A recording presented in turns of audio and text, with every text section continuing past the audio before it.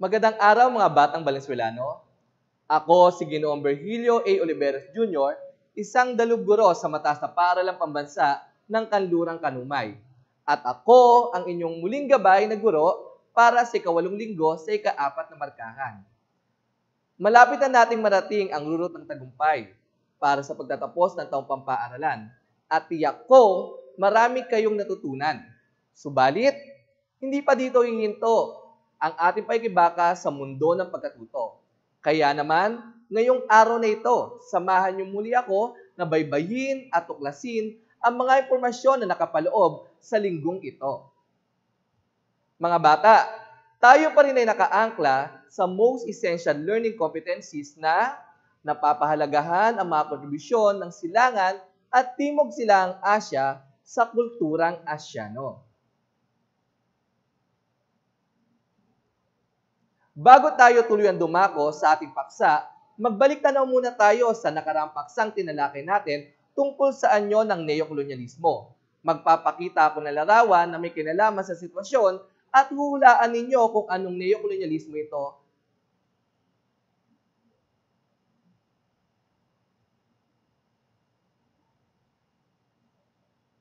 A. Para sa unang bilang,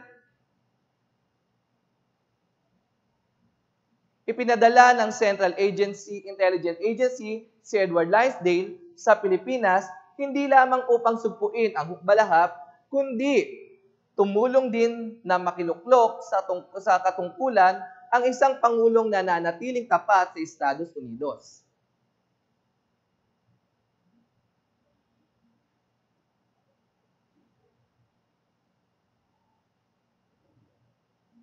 Mahusay mga bata, ang tamang sagot, neokolonyalismo sa politika. Para sa ikalawang bilang, ang pagpapautang ng International Monetary Fund o IMF, World Bank o ng Estados Unidos ay laging may kondisyon, gaya ng mga pagbubukas na bansa sa dayuhang pamumuhunan at kalakalan.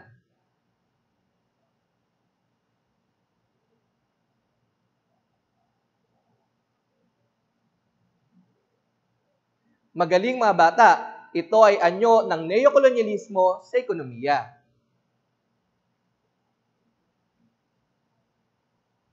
Para sa ikatlong bilang, maraming Pilipino ang naipadala sa Estados Unidos upang magpadalubhasa. Tinatawag sila mga pensyonado mag-aaral at kumikilos na tila Amerikano nang magbalik sa Pilipinas.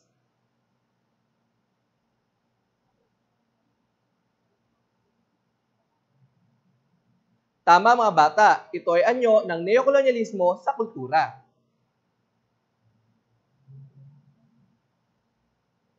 Para sa ika-4 na bilang, tinulungan ng United States of America si Ngo Dinh Diem labang kay Ho Chi Minh na maging pinuno ng Timog Vietnam.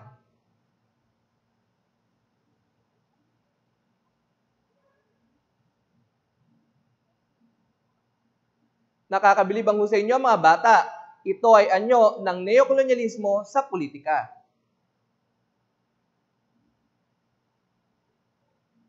At para sa uling bilang, natutunan ng mga Pilipino ang mga bagay na totoong banyaga sa kanilang kamalayan tulad ng Christmas, Santa Claus, Snow White, at mistletoe na hindi matatagpuan sa bansa.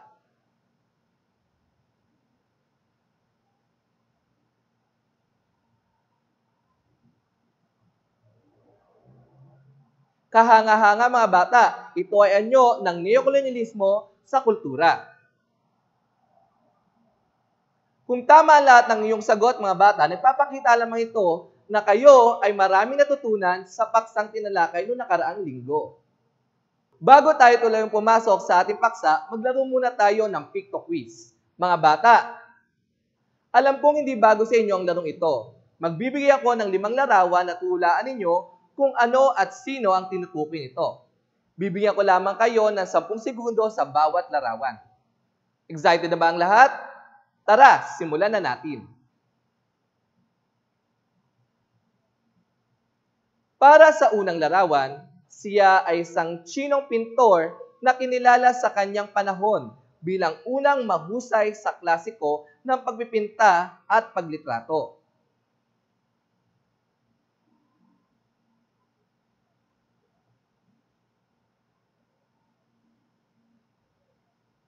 Mahusay mga bata, siya si Ku Kai-chi ng China. Para sa ikalawang larawan, isa sa tanyag na nobela na sinulat ni Dr. Zerizal na nagbigay daan para mabuksan ang isipan ng mga Pilipino sa tunay na kalagayan ng lipunan sa panahon ng pananakop ng Espanya.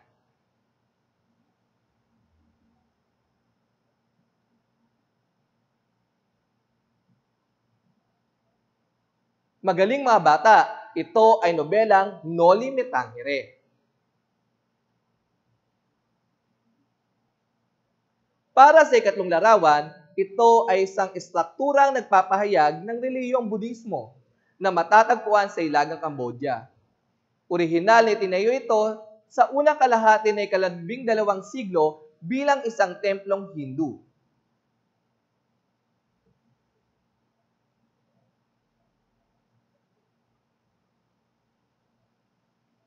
Tama mga bata, ito ay Angkor Wat. Para sa ikapat na larawan, siya ay mas kilala sa China bilang Master Kong. Siya ay kinilala bilang dakilang pilosopo ng China. Ang kanyang mga aral ay naging gabay ng mga Chino sa kanilang pamumuhay para makamit ang kaayusan sa lipunan at pamahalaan.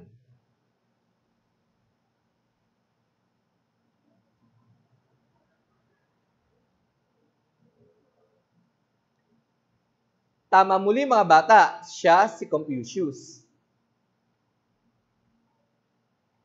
At para sa uling larawan, ito ay isang klasikong akda ng panitikang Hapon na isinulat noong unang bahagi ng ika-11 siglo ni Lady Murasaki Shikibu.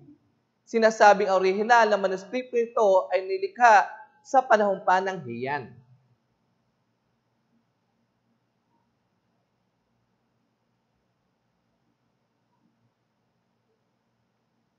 Magaling mga bata, ito ang Tale of Genchi.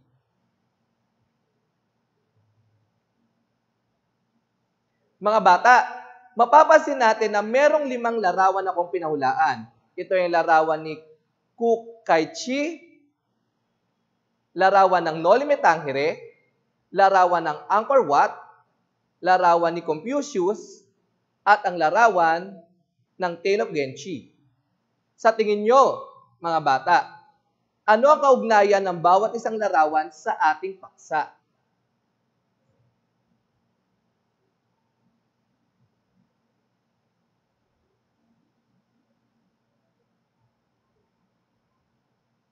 Tama kayo mga bata. Ang mga larawan ito ay nagpapakita ng mga kontribusyon ng Silangan at Timog Silangang Asya sa kulturang Asyano. Sinasabing natatangi ang kulturang Asyano. Nagsimula ang kadakilaan at paghahanga sa kulturang Asyano sa panahon ng pag-unlad ng sinaunang kabiasnan sa daigdig. Hanggang sa kasalukuyan, ang paghangang ito ay di mawawala sapagkat patuloy na napapaunlad at napaghuhusay ng mga kontribusyon ng Silangan at Timog Silangang Asya upang mas lalo makilala ang kulturang Asyano sa buong mundo. Kaya naman, tara na't alamin natin ang kahalagahan ng kontribusyon ng Silangan at Timog Silangang Asya sa kulturang Asyano. Sa Silangang Asya, ito ay binubuo ng China, Japan, Korea, Mongolia, at Taiwan. Ang lahat ng mga bansang ito ay may sari-sariling kultura. Ngunit, meron silang mga bagay sa karaniwan. Ang kanilang malakas na kahulugan ng hierarchy, ang kanilang paggalang sa otoridad, at mga kombensyon tungkol sa kung paano kumilos sa publiko. Ang mga bansa sa Silangang Asya ay nagbahagi rin ng mga ugat ng wika at ang kanilang lutuin ay magkatulad. Ang bansang Japan ay may demokrasya sa kabilang ng pagkakaroon ng mataas na antas ng personal na kalayaan. Ang pag-uugali na ang panlabas na itsura ay mahalaga sa mga Hapon, lalong-lalo na sa usaping negosyo. Ang edad ay nagbibigay ng katandaan at tumutukoy kung paano karaming timbang ang iyong mga salita. Sa pangkalahatan, ang kultura ng Hapon ay mas kakaiba at ang mga pangangailangan nila ay higit sa lahat. Ang buhay sa China ay depende kung saan nakatira. Ang bansa ay isang lupain ng mga mahihirap na magsasaka at ang mga lungsod ang mga mayayamang kapitalista. Pinahalagahan ng China ang mga pangkat sa halip ang mga individual at may respeto sa edad gaya ng Japan. Ang mga ideyang ito ay mula sa impluwensya ng Confucianism. Kamakailan, ipinakilala ng China ang mga reforma sa pamilihan, ngunit ang mga tao ay tinitignan pa rin sa ilalim ng ranggo ng kalayaan at personal na pampolitika dahil sa mahigpit na panuntunan ng kanilang pamahalaang komunista. Sa Korea, partikular sa Hilagang Korea at Tibok Korea, ay may impluwensya din ng Confucianism. Ginagalang nila ang may edad at may posisyon sa lipunan at malaki ang pagtatangi sa kasal. Kaugnay nito, naniniwala sila na ang mga mahal sa buhay ay mananatiling kasama nila kahit na mamatay na. May mga seremonya at parangal pa para sa kanilang ninuno. May mga impluwensya din sila sa Western, lalo sa larangan ng fashion, sa pagkain, sa telebisyon, at maging sa larangan ng politika. Sa North Korea ay isang komunistang diktatura na higit pa kaysa sa China. Ang mahanggana ng kanilang teritoryo ay sarado, ang mga tao ay nagdaranas ng malnutrisyon at nangangailangan ng internasyonal na tulong. Ang Timog Silangang Asya ay maaaring hatiin sa dalawang bahagi. Ang pangkontinenteng Timog Silangang Asya o mainland Southeast Asia at ang pangkapuluang Timog Silangang Asya o Insular Southeast Asia. Gayunpaman, ang bawat bansang bumubuo sa Timog Silangang Asya ay magkakaiba ng kultura, batay sa impluwensya ng mga bansang nananakop sa kanila at bunsod na rin ng kanilang relihiyon. Sa bansang Thailand, ang pagngiti ay pamamaraan ng pagbati at mahalagang simbolo ng kulturang Thai. Chutai ang tawag sa tradisyon na kanilang kasuotan. Ang kanilang visual art ay may impluwensya ng Buddhist at ang mga lutuing Thai ay sagana sa aromatikong sangkap at kinikilala sa pagbalanse ng 4 na pangunahing lasa: maasim, matamis, maalat, at mapait. Karamihan sa mga Singaporeans ay pinagdiriwang ang mga pangunahing festivals na may kaugnayan sa kanilang relihiyon at mga iba't ibang relihiyon.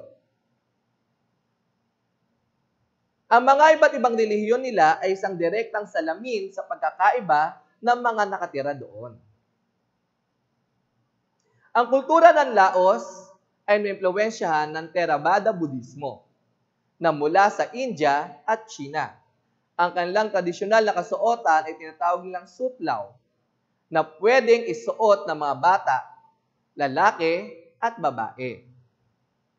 Sa Pilipinas, matindi ang pagkakabuklod ng mga pamilya ng mga Pilipino at kadalasan malapit sa kanila mga pamilya at iba pang kamag-anak. Minsan, extended family ang bawat pamilyang Pinoy. Nabuo din ang samahan ng mga bayanihan ng mga magkakapitbahay na nagtutulungan kung saan-saan o kailanman na may nangangailangan ng tulong. Ang pakikisama ay kaugaliang Pilipino na nagnanais na magkaroon ng maganda at mabuting pakikitungo sa iba. Ngayon mga bata, tapos na ang ating talakayan. Nais kong subukin ang inyong mga natutunan sa paksang aking tinalakay. Magkakaroon tayo ng maikling pagtataya sa pamamagitan ng tukuyin mo. Madali lang ito mga bata kung sa tingin mo, ang nasabing sitwasyon ay ipapakita ng kulturang Timog Silangang Asya, ang isasagot mo ay TSA. At kung sa tingin mo naman, ang sitwasyon ay nagpapakita ng kulturang Silangang Asya, ay sasagot mo ay SA. Bibigyan ko lamang kayo ng 10 segundo sa bawat bilang. Ano, handa na ba kayo? Kung gayon, simulan na natin. Para sa unang bilang, ang pag-uugali at panlabas na itsura ay mahalaga sa hapon.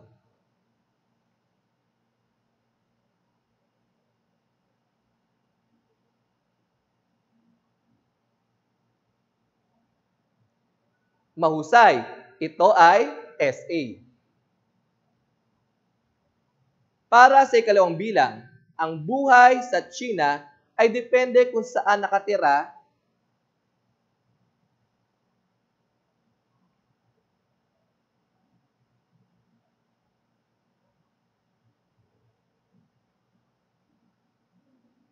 magaling. Ang tamang sagot ay SA ulit. Para sa ikatlong bilang, ang mga lutuin ng Thai ay sagana sa aromatikong sangkap.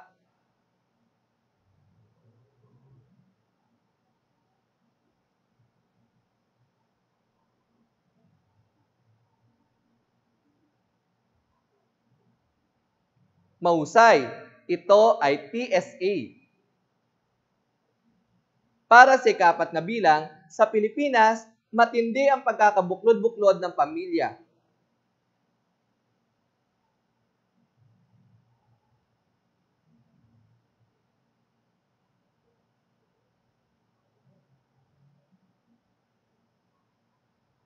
Magaling, ang sagot ay TSA. At para sa uling bilang, ipinagdiriwang ng mga Singaporeans ang kanilang mga festival na may kaugnayan sa kanilang relihiyon.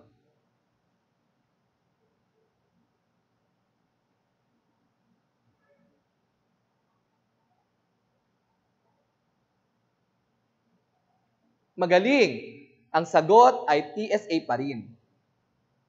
Sa lahat na nakakuha ng tamang sagot, binabati ko kayo sa inyong pinakitang husay. Para sa inyong takdang aralin, nais ko kayong sumulat na isang reflection paper upang bumuo ang angkop na kaisipan sa pahayag na bilang isang Asyano, pananatiliin at pangangalagaan ko ang kultura ng aking bansa sapagkat mga bata, bago ako tuluyang magtapos sa aking presentasyon, nais ko ibahagi sa inyo ang aral na tinuran ni Padre Florentino ng El Filibusterismo sa huling kabanata ng nasabing nobela. Nasaan ang kabataang naglalaan ng magagandang sandali ng kanilang mga pangarap at kasiglahan alang-alang si kabubuti ng kanilang bayan. Ang nasabing aral ay patungkol sa ating mga kabataan sa kasalukuyang panahon. Ang mga kabataan ang nagiging pag-asa sa pag-unlad ng ating bayan. Sila ang magiging susi sa pagbabago ng lipunan, kaya't marapat lamang na ingatan ng gaya isang kayamanan. Tamang gabay din ang kinakailangan natin sa ating mga kabataan upang marating sila ang rurok ng tagumpay at maging produktibong mamamayan. Nais ko din pasalamatan ang mga aklat, module, at website na pinagkunan ko ng mga impormasyon, datos at larawan para mabuo ang aking presentasyon.